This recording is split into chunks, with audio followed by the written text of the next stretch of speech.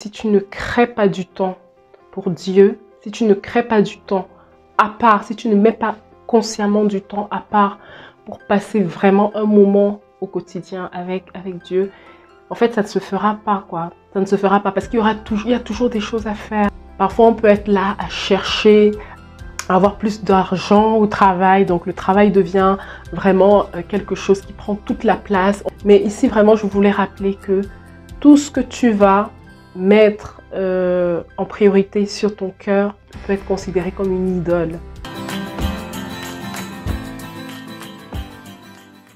Bonjour, je suis ravie de te retrouver aujourd'hui pour une nouvelle vidéo.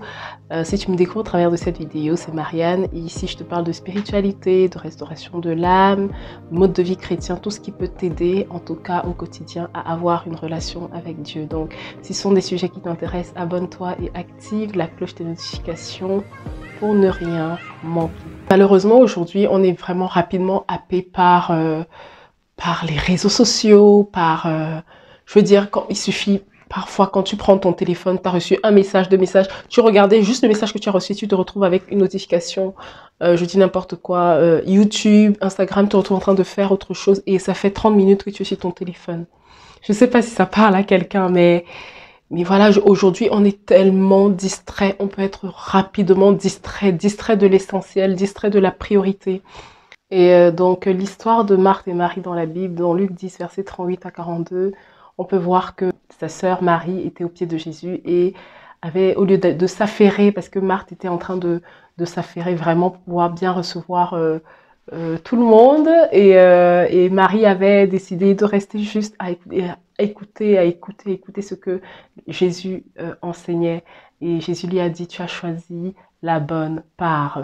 Donc, juste ce verset pour rappeler combien il est important de se remémorer qu'est-ce que la priorité, où est notre priorité, où se situe notre priorité.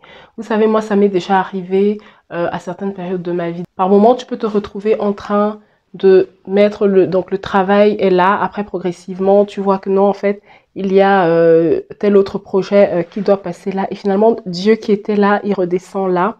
Et petit à petit, comme ça, tu te rends compte que en fait, ça fait un moment, je n'ai pas vraiment médité ma vie, j'ai pas vraiment pris un moment avec Dieu et les effets se font ressentir très vite. Moi, personnellement, je commence à sentir que je manque de paix, je commence à avoir des mauvaises pensées. Moi, ça, pour moi, c'est une alerte.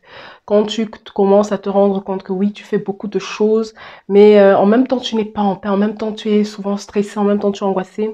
Ça, c'est souvent une alerte pour te dire stop, tu dois t'arrêter, te poser, vraiment te poser, prendre un moment à part où tu éteins tout, où tu arrêtes le téléphone, je sais pas moi, la tablette, tu arrêtes tout, tu mets stop, tu fais vraiment le vide autour de toi, c'est vraiment important.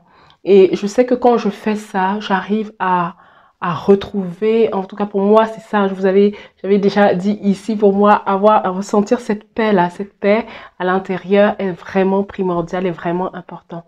Donc du coup, quand je vois qu'il y a beaucoup d'agitation autour de moi et que mes pensées vont dans tous les sens, j'essaie de créer ce temps-là. Vous savez, il est vraiment important de savoir que si tu ne crées pas du temps pour Dieu, si tu ne crées pas du temps à part, si tu ne mets pas consciemment du temps à part pour passer vraiment un moment au quotidien avec Dieu, en fait, ça ne se fera pas, quoi. Ça ne se fera pas parce qu'il y a toujours des choses à faire. Tu vois, je ne sais pas, peut-être tu as un travail, peut-être toi, tu as beaucoup d'autres activités à côté. Mais au-delà de ça, parfois même, on n'a même pas beaucoup d'activités, mais juste le téléphone, quoi. C'est de plus en plus difficile, en fait, de se passer du téléphone. Il y a tout dans notre téléphone. Qui ici n'a pas l'impression, quand il a perdu son téléphone, de se sentir un peu nu, un peu vidé, comme si on l'a dépouillé complètement. Mais c'est en fait ça, on devient vraiment addict. Voilà, il y a une addiction en fait au téléphone de plus en plus. Parce qu'il y a plein d'applications, il y a et on est accroché à ça. Et moi, je pense que vraiment, par moment, il est vraiment primordial de couper. De vraiment couper.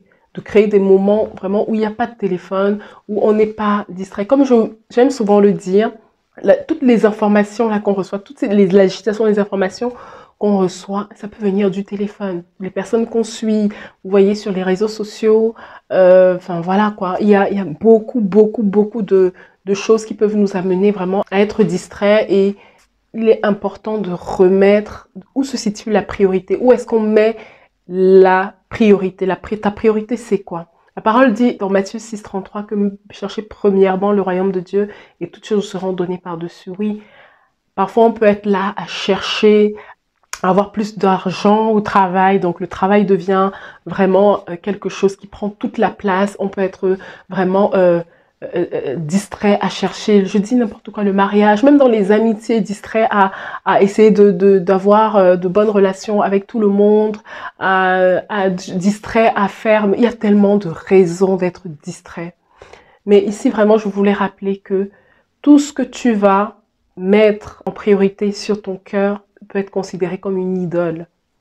Oui, aujourd'hui, l'idolâtrie de nos jours n'est plus cette statuette ces statuettes que le peuple d'Israël faisait dans le désert et qui déplaisaient tellement à Dieu. Mais l'idolâtrie peut être ton travail, ça peut être, je dis n'importe quoi, si tu aimes beaucoup faire le ménage et que ça prend toute la place, ça peut être le ménage. Si tu aimes beaucoup les habiller, si tu aimes beaucoup te maquiller, ça peut être ça. Donc, faut faire attention. Veiller aussi sur son cœur, c'est vraiment faire attention aussi à ce qu'on met en priorité dans notre vie.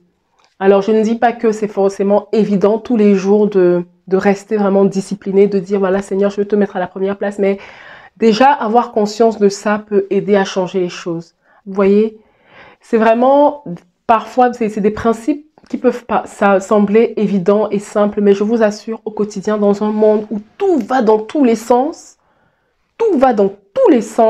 il est vraiment parfois important de se poser, de se dire, non, je réorganise mon temps, je réorganise ma vie, je réorganise mon agenda. Si je dois me lever à 7 heures du matin, si je dois aller travailler, à 7 heures du matin, je me lève 30 minutes plus tôt pour pouvoir avoir ce moment de qualité avec Dieu. Si je dois dormir à minuit et que je dois être couchée, voilà, je sais que je me couche à 23h30 parce que j'ai 30 minutes avec le Seigneur. Donc, voilà, c'est vraiment, il faut le faire parce que je vous assure, très vite, on se retrouve happé.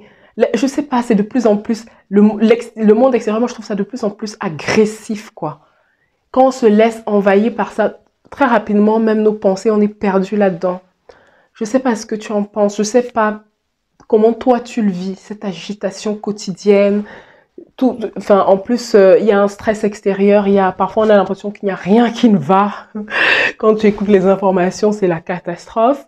Donc voilà quoi. Donc, comment toi tu t'organises au quotidien? Moi, j'aimerais bien savoir ce que tu en penses. Comment tu le vis ça? Comment tu organises ton temps? Est-ce que tu y arrives? Est-ce que tu n'y arrives pas? Alors, partage-le avec nous en commentaire. Ce sera vraiment un plaisir pour moi de vous lire. Et je te dis à très bientôt pour une prochaine vidéo. Sois béni.